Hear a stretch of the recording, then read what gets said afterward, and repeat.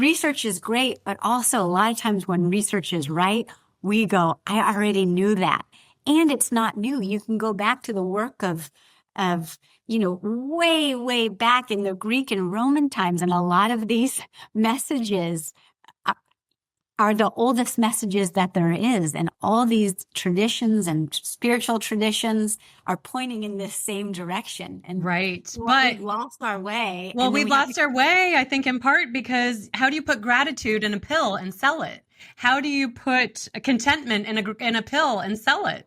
Yes, that's so absolutely true. So fear sells.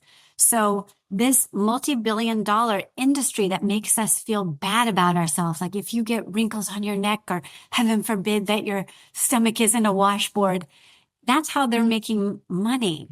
And ironically, when we step into going, I might as well enjoy this time that I'm here instead of suffering it. Because like when I teach undergraduate students, I always start with a pie chart behind me. And I say, let's talk about mortality. And it's a pie chart that's just a red circle that's all filled in.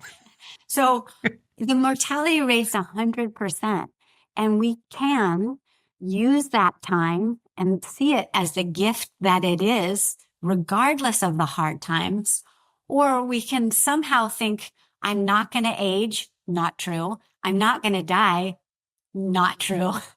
And it really makes me feel great when I see people go, aha, joy it's a little different from happiness. So happiness is often circumstantial. Joy, because it's an inside out kind of job, joy is great for longevity because it's kind of like contentment, peace, life satisfaction. It is psychological well-being.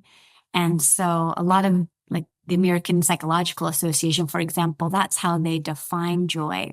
And so that's where we can think, I am not always happy and no one is always happy. And toxic positivity is for the birds. No, thank you.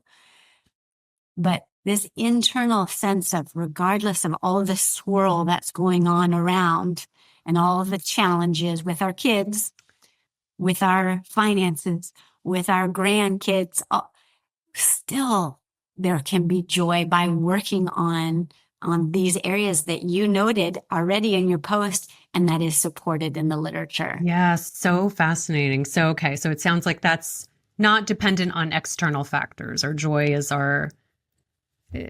not dependent on those external things. It's it's what we need in those hard times. So I had the privilege of walking with thousands of people in their aging journeys.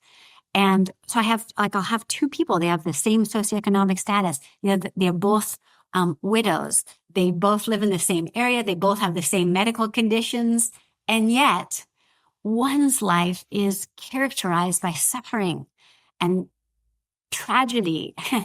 And the other, with the same external conditions, has this, like you said, like this gratitude, this contentment, this proactive, how can I continue to serve? Like, how can I go next door to a neighbor who I know is a single mother and say, hey, when you're cooking dinner, if you should ever need another set of hands, I would love to hold one of your kids while you cooked. Yeah. And that, it's a snowball. All these little decisions and steps that we take when we step into this older version of ourselves. So my mom, amazingly, is the best version of herself. And so she's the first to say, I wasn't always content. I was really caught up in all this stuff. But as I've gotten older, I've gotten better. And what a legacy that is for us, because it makes us excited.